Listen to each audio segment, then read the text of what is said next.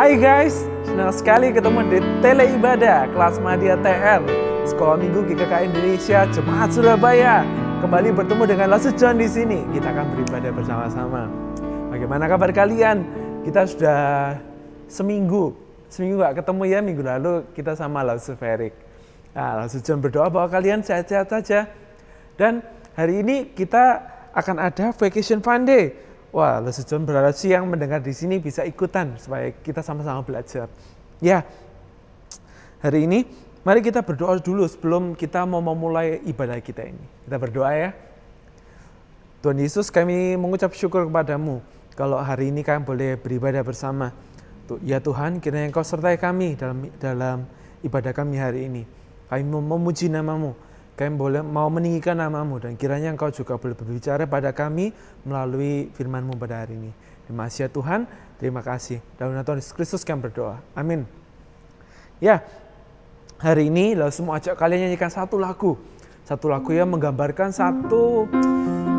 bahwa kebenaran bahwa kita itu keluarga Allah, keluarga kerajaan Allah. Kita nyanyikan lagu ini ya, satukanlah hati kami.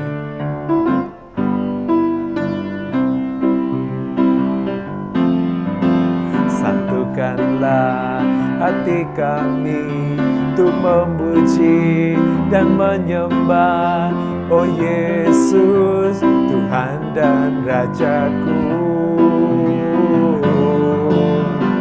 Eratkanlah tali kasih di antara kami semua Oh Yesus, Tuhan dan Rajaku. Bergandengan tangan dalam satu kasih, bergandengan tangan dalam satu iman, saling mengasihi di antara kami, keluarga kerajaan Allah. Sekali lagi nyanyikan lagu ini. Satukanlah hati kami untuk memuji dan menyembah Oh Yesus, Tuhan dan Rajaku. Eratkanlah tali kasih di antara kami semua Oh Yesus, Tuhan dan Rajaku. Bergandengan tangan dalam satu kasih, bergandengan tangan dalam satu iman, saling mengasihi di antara kami, keluarga kerajaan Allah. Ya, kita bisa masuk satu keluarga yang indah ini, keluarga kerajaan Allah. Meskipun ya kalau kita mau lihat apakah kita selalu akur, enggak juga. Kadang kita berantem. Apakah kita selalu memuji-muji? Wah, kebanyakan malah kita saling menghina ya. Tapi itulah indahnya keluarga kerajaan Allah, bahwa kita yang gak sempurna ini boleh disatukan di dalam kasih yang sempurna, hanya di dalam Kristus Yesus. Karena itu kita mau nyanyikan satu lagu, In Christ Alone, dalam Yesus saja. Tapi kita nyanyikan lagu yang bahasa Indonesianya. Nyanyikan ya, hanya Kristus harapanku. Hanya Kristus harapanku, Dia terang dan kuatku, batu penjuru yang teguh, dikala badai menderu, kasih dan damai-Nya besar, kalahkan takut dan gentar, menghiburku, naunganku, dalam kasih-Nya ku teduh. Hanya hanya Kristus yang bersedia turun menjadi manusia. Hanya Kristus yang bersedia turun menjadi manusia, datang selamatkan umatnya. Walau dihina, dicerca, sampai dia mati di salib, menanggung murka ilahi. Semua dosaku ditebus, karena matinya ku hidup. Terbaring di makam gelap tubuh sang terang dunia.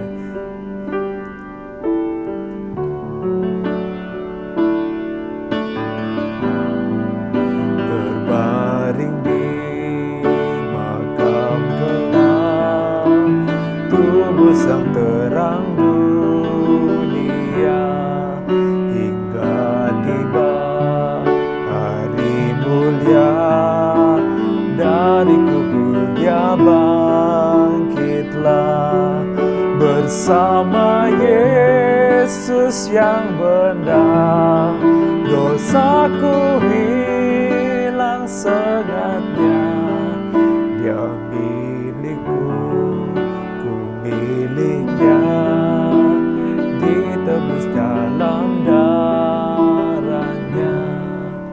Dia milikku, ku miliknya, ditebus dalam darahnya.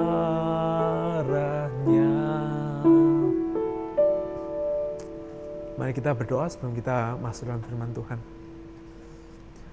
Ya Tuhan, kami mengucap syukur bahwa kami diingatkan bahwa kami sebenarnya nggak layak Tuhan untuk masuk dalam keluarga kerajaan-Mu.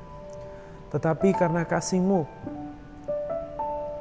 karena pengorbanan-Mu, sehingga kami boleh masuk ke dalam keluarga kerajaan Allah. Kami mau merenungkan firman-Mu Tuhan. Kami rindu mengenal hati-Mu. Kami rindu untuk semakin diubahkan serupa dengan Engkau. Semakin menyerupai anggota keluarga kerajaan Allah. Makasih ya Tuhan. Dalam nama Tuhan Yesus Kristus kami berdoa. Amin.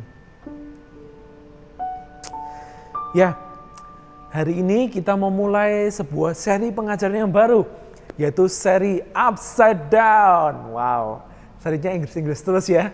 Apa sih artinya upside down ini?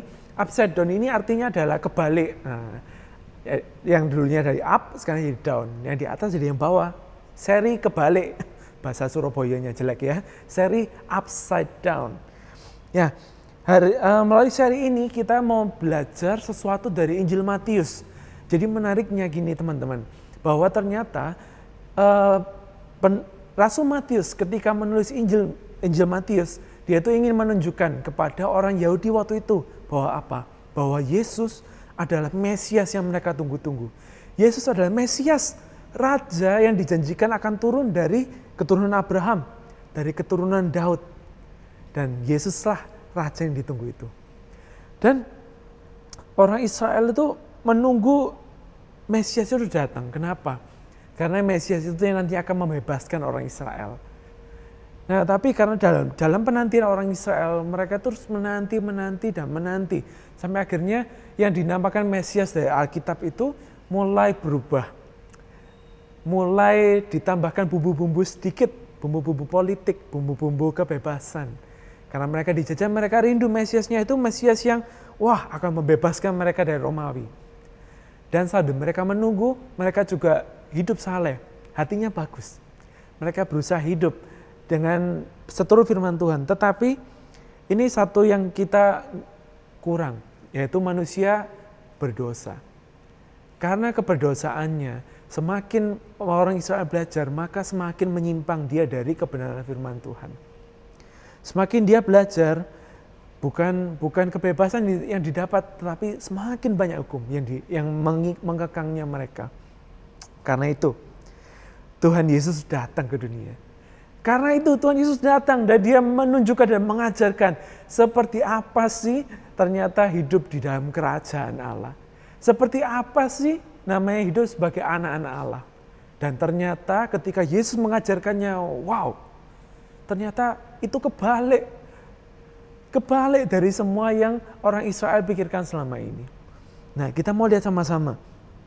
Kita akan mulai pertama dari ternyata semua ini itu termasuk dalam satu konsep besar, yaitu apa kita ngomong adalah kerajaan Allah. Sehingga kita bisa ngomong apa? Kerajaan Allah adalah the upside down kingdom.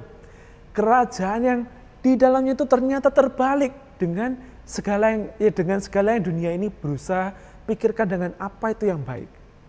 Nah, kita mau lihat sama-sama ya. Lalu John pengen mengundang kalian buat buka Matius 7. Kita mau baca sama-sama ayat 24 sampai 29. Oke, sudah dapat? Ya, kalau sudah dapat, Lalu John pengen kalian baca bersuara. Tidak usah malu sama saudara atau sama orang tua. Mereka juga akan tahu bahwa kita membaca firman Tuhan. Oke? Matius 7 ayat 24 sampai 29. Setiap orang yang mendengar perkataanku ini dan melakukannya, ia sama dengan orang yang bijaksana, yang mendirikan rumahnya di atas batu. Kemudian turunlah hujan, datanglah banjir. Lalu angin melanda rumah itu, tetapi rumah itu tidak rubuh. Sebab didirikan di atas batu. Tetapi setiap orang yang mendengar perkataanku ini dan tidak melakukannya, ia sama dengan orang yang bodoh, yang mendirikan rumahnya di atas pasir. Kemudian turunlah hujan dan datanglah badai. Lalu angin melanda rumah itu sehingga rubuhlah rumah itu dan hebatlah kerusakannya. Dan setelah Yesus mengakhiri perkataan ini, takjublah orang banyak itu mendengar pengajarannya. Sebab ia mengajar mereka sebagai orang yang berkuasa, tidak seperti ahli-ahli Taurat mereka. Ya, sedemikian jauh firman Tuhan. Jadi bagian firman Tuhan yang kita baca ini merupakan bagian penutup dari seri pengajaran Yesus yang kita sering kenal sebagai khotbah di bukit. Itu mulai dari pasal 5 sampai pasal 7. Khotbah di bukit. Dan di akhir pengajaran Yesus itu menantang orang-orang yang mendengar. Ayo, setelah aku mengajar, kamu jadi orang yang bodoh atau orang yang bijak? Orang yang bijak akan mendengarkan dan melakukan. Dan orang yang bodoh akan, ya sudah, nggak melakukan. Dan bagaimana orang banyak itu setelah mendengar pengajaran Yesus. Kita lihat sama-sama di ayat 28. Dan setelah Yesus mengakhiri perkataan ini, takjublah orang banyak itu mendengar pengajarannya. Takjub, wow, mereka kalau bahasa Inggrisnya itu adalah amazed. Wow, pengajaran apa ini? Dan kenapa seperti itu? Karena Yesus mengajar berbeda dari ahli-ahli Taurat mereka. Yesus itu menunjukkan sesuatu yang berbeda. Nah, kita mau lihat, kenapa sih kok orang Israel itu sampai melihat Yesus itu mengajar dengan wow? Karena gini, orang Israel waktu itu mengalami masa-masa sulit. Tadi kita belajar bahwa sebenarnya mereka itu lagi dijajah sama orang Romawi. Dan itu menyedihkan buat mereka. Karena mereka mendengar cerita-cerita leluhur. Mereka baca dari Alkitab mereka bahwa dahulunya bangsa mereka itu bangsa yang besar, yang kuat. Terutama raja-raja yang terkenal siapa? Raja Daud, Raja Salomo. Raja-raja yang kuat, yang hebat, yang kaya. Tapi lihat bahasa mereka waktu itu seperti apa. Mereka ternyata mungkin tidak ada 1% dari Daud sama Salomo. Dari bangsa yang kuat sekarang menjadi bangsa budak. Dari bangsa yang dulunya memerintah sekarang bangsa yang menghamba. Dan itulah yang membuat mereka itu sebenarnya sedih. Tetapi mereka nggak lupakan janji Tuhan bahwa one day, satu hari nanti Mesias itu akan datang. Dan mereka berharap akan hal itu sampai akhirnya muncul nih seseorang yang namanya Yesus dari Nazaret. Anak Yusuf dan Maria. Dan kita bisa lihat di ayat 4 bahwa setelah dibaptis Yohanes, Yesus berkeliling menyebarkan bahwa Injil Kerajaan Allah. Yesus ngomong apa sih? Bertobatlah sebab Kerajaan Allah sudah datang. Kerajaan Allah sudah datang. Pemerintahan Allah yang ditunggu-tunggu itu sudah datang. Dan datang di mana?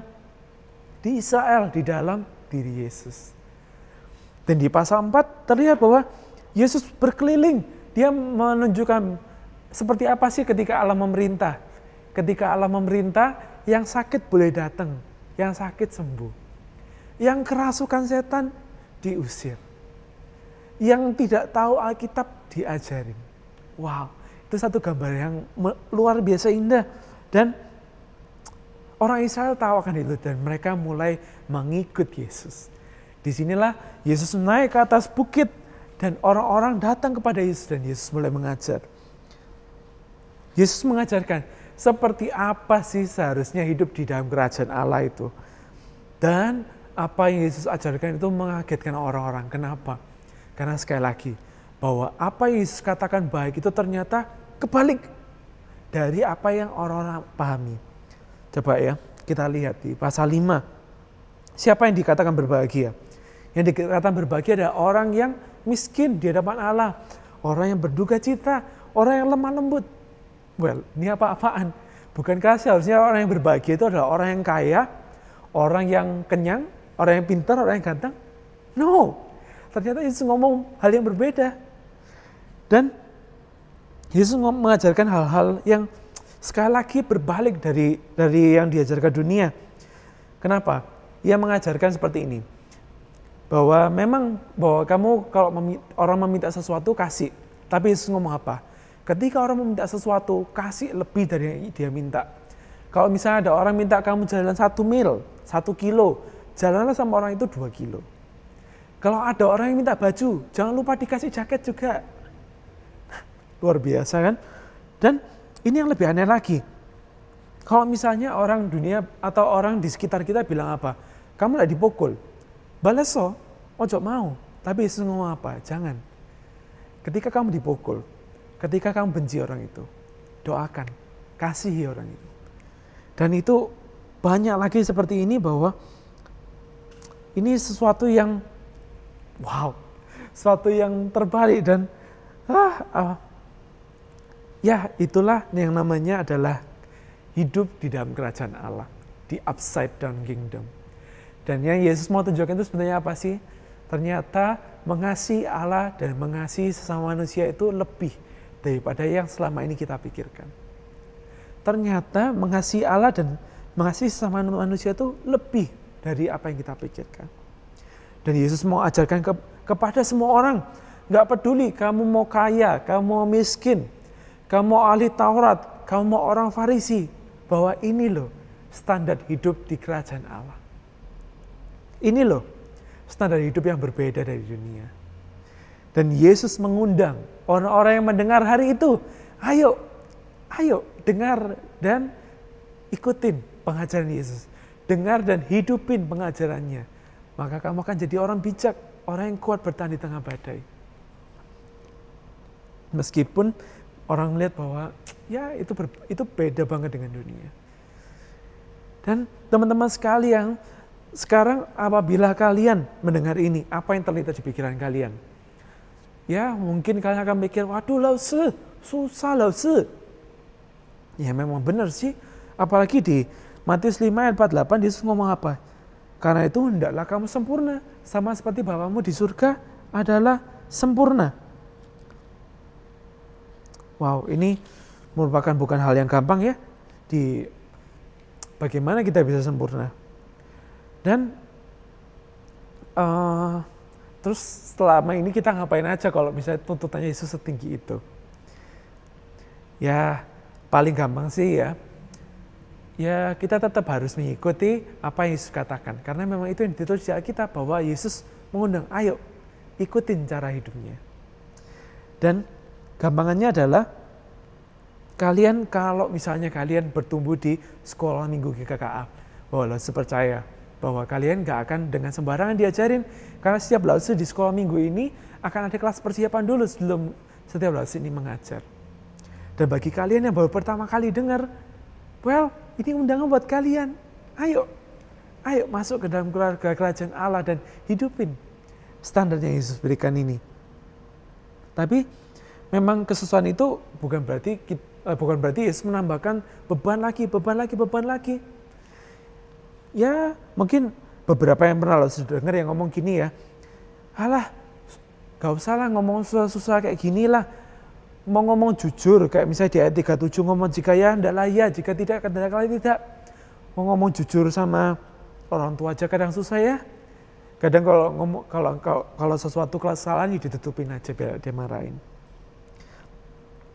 Atau ngomong aja misalnya tadi,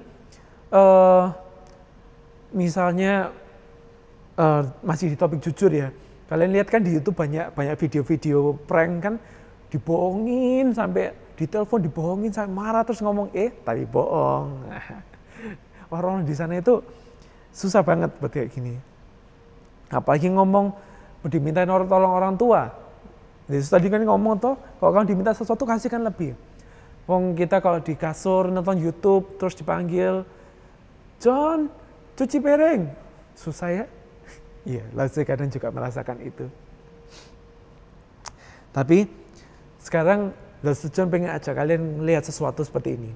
Bahwa jangan melihat ini sebagai sebuah kewajiban yang mengikat.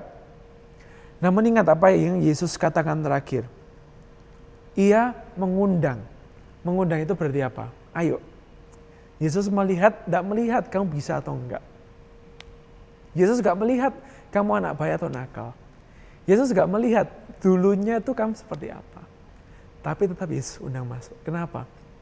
Terus gimana kalau gagal? Yesus sudah bayar semuanya di kayu salib. Yesus sudah bayar, Yesus tahu kalau dosa manusia itu udah gak bisa ngapa-ngapain. Karena itu ia tunjukkan dan ia bayar. Ia bayar lunas segala kegagalan kita. Kegagalan kita yang dahulu, kegagalan kita sekarang, dan kegagalan kita ke depan. Ia bayar lunas. Karena itu kita bisa masuk kerajaan Allah hanya di dalam Yesus. Hanya ketika kamu percaya kepadanya, kita bisa mulai belajar. Oke, karena aku sudah dibayar lunas, aku sudah gak salah. Di dalam Yesus aku bisa mencoba hidup seperti anak-anak Allah. Dan sekarang coba bayangin gini teman-teman. Kalau misalnya seluruh orang Kristen hidup seperti yang diajarkan Yesus di sini, apa yang terjadi? Akankah ada benci-benci? Mungkin ada. Tetapi orang Kristen yang mengasihi seperti Yesus ini akan bersinar terang. Akankah ada korupsi? Tentu. Dosa tetap ada.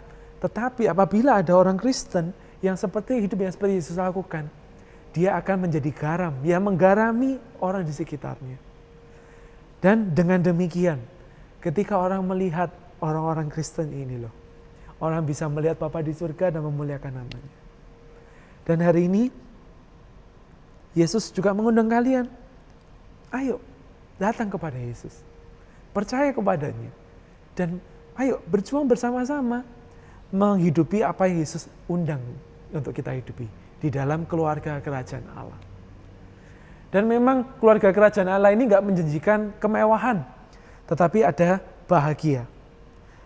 Memang keluarga kerajaan Allah ini gak menjanjikan kenyamanan, tapi ada kedamaian. Dan itu dijamin karena dalam Yesus semuanya sudah dibayar. Lunas. Dan Yesus juga ingin hari ini mengajak kita mau ayat hafalan dulu. Pertama kita ayat hafalan dari Matius 7 ayat 24. Yesus bacakan ya. Setiap orang yang mendengar perkataanku ini dan melakukannya, ia sama dengan orang yang bijaksana yang mendirikan rumahnya di atas batu. Setiap orang yang mendengar perkataanku ini dan melakukannya, ia sama dengan orang yang bijaksana yang mendirikan rumahnya di atas batu. Setiap orang yang mendengarkan perkataanku dan melakukannya, ia sama dengan orang yang bijaksana, orang yang mendirikan rumahnya di atas batu. Matius 7 ayat 24. Ayo kita sama-sama ya belajar mendengar suara Yesus di dalam firman Tuhan. Kalau jatuh, bangkit lagi. Yuk kita belajar menghidupi keluarga kerajaan Allah, etika keluarga kerajaan Allah. Dan terakhir, Lasu juga ingin menantang kalian melakukan satu hal ini. Adalah bagi kalian yang sudah tergabung di kelas-kelas sekolah minggu, kalian kontak Lasu sekolah minggu kalian. Dan coba sebelum itu kalian pikir dulu, selama ini bagaimana sih aku hidup? Apakah aku hidup sudah seperti yang Yesus ajarkan? Apakah aku hidup selama ini ya semau-maunya aja? Atau gampangannya gini, apakah aku sudah menghidupi apa yang diajarkan oleh guru-guru sekolah mingguku selama ini? Gak usah malu, gak usah takut. Sharingkan kepada Lasu sekalian. Dan kita mulai sama-sama yuk. Para Lasu juga merindukan datang kepada mereka untuk sama-sama bertumbuh di dalam Tuhan. Mari sebelum kita selesai, Lasu ingin berdoa untuk kalian. Mendoakan kalian untuk kita sama-sama menjalani kehidupan ini. Ya Tuhan, ya Allah kami mengucap syukur hari ini bahwa kami mendengar satu kabar baik bahwa kami diundang masuk ke dalam kerajaan Allah. Kerajaan yang terbalik daripada dunia. Kerajaan yang mengajarkan mengasihi musuh. Kerajaan yang mengajarkan anggotanya untuk melakukan lebih yang diminta. Tuhan, Engkau tahu bahwa kami ini makhluk yang terbatas. Kami mungkin tidak bisa melakukan semua itu, tapi terima kasih bahwa di dalam Yesus kami semua dibayar dan dimampukan untuk boleh menghidupi kehidupan kami. Tolong ya Tuhan, tolong kami. Kami rindu untuk boleh berjuang menghidupi panggilan-Mu. Kami rindu kami boleh menjadi berkat di tengah-tengah komunitas kami, di tengah-tengah keluarga kami, sehingga ketika orang melihat kami, mereka boleh memuliakan Allah Bapa di surga. Terima kasih ya Tuhan, terpujilah nama-Mu. Dalam nama Tuhan Yesus Kristus kami berdoa. Amin. Ya, kelas hari ini sudah selesai dari ibadahnya. Dan jangan lupa bahwa sebelum kita menutup, bahwa jangan lupa memberikan persembahan. Berikan masukan di bejana untuk Tuhan. Ya, kelihatannya sudah gak berapa lama lagi, meskipun Lasu John belum tahu kapan kita bisa ketemu, tetapi kita setia ya, berikan bejana untuk Tuhan. Dan Lasu John juga berdoa buat setiap kalian yang ikutin Vacation Fun Day, supaya kalian benar-benar bisa merasakan ini vacation yang fun, tapi bukannya fun, tetapi menumbuhkan iman kalian dalam Tuhan. Oke, see you again next week, and God bless you.